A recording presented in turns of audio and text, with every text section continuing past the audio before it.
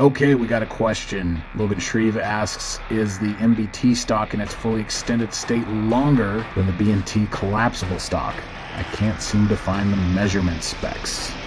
Yeah, that's a great question. There isn't really much information out there comparing B&T's old telescoping folding stock with the new MBT, but what I can say is that everything about the MBT is better. It gets shorter at its most compact adjustment and longer at its longest extension, and it has more comb height and more comb height adjustment points.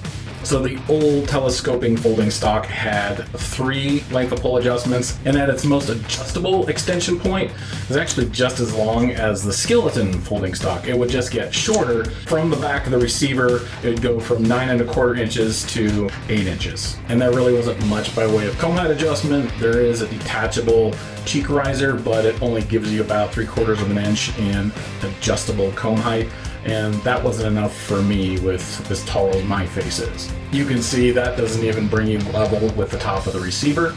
And then in its folded format, the back plate and the back of the stock, they're pretty wide footprint compared to the new MBT. Not only is the MBT stock with its accompanying new back plate a much thinner profile when folded, it also has a spring-loaded hinge so it stays folded until you're ready to deploy it. Now, in its shortest position from the back of the receiver to the end of the recoil pad, the new MBT stock is only 7 1/2 inches and has 7 length of pole adjustment notches all the way out to 10 1/2 inches at its most extended, and 3 comb height adjustments all the way up to level with the back of your APC's receiver. So quite a bit more adjustability. It's super lightweight and compact when folded, but you can customize it to fit just you for your shooting needs. So really is the best of both worlds. You even get a better body connection with the MBT stock than the old telescoping folding stock. It's rubberized and it's about 1 inch taller, so there's much more surface area.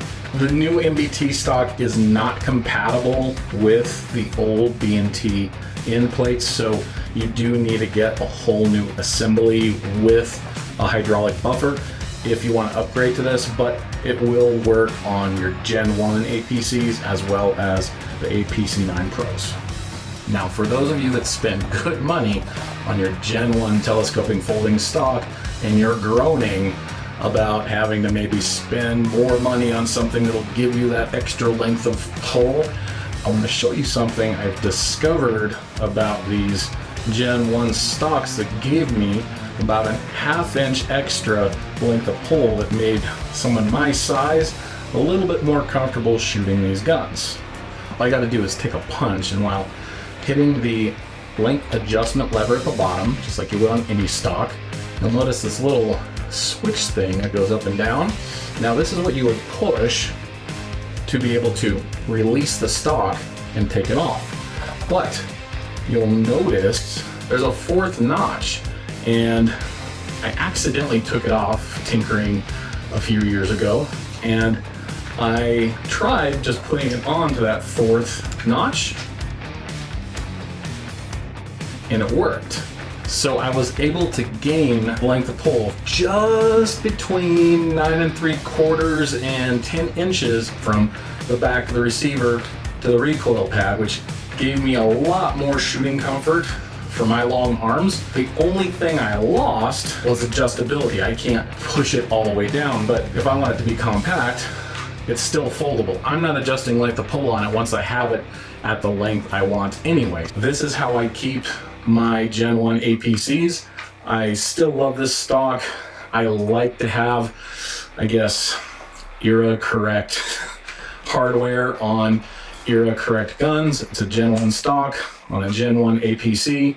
I like it this way, and so this is how I keep it, and it fits me. So for those of you that want to keep it that way, try this out. It might work better for you as well. Again, I'm Sean Burrows. If you have any comments, questions, requests, leave them in the comments section below. Don't forget to like and subscribe.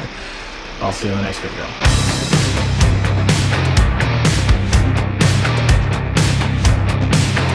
Well, our kids are at the age now where they're getting into competition shooting. It's kind of a special night. Someone's shooting their first competition, USPSA. You ready, buddy? One of the best ways to learn the game, in my opinion anyway, is to start out in a single firearm sport like USPSA in pistol caliber carbine or PCC division. What division are you shooting? PCC. You've got the 3 points of contact with the stock.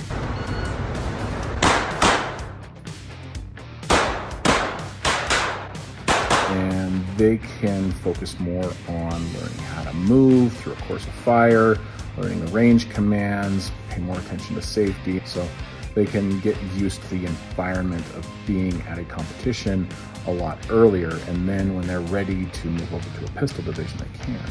And when my 10-year-old wanted to shoot his first match a couple months ago, the APC9 Limited with the MBT stock was just perfect for him.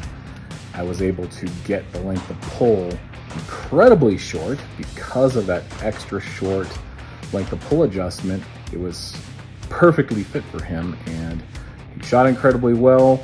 There was no front heavy element of an extra long carbine because it's an SBR, and it worked out great. So I'm a huge believer in the MBT stock for not only me and my long length of pull needs, but those with extra short length of pull needs as well.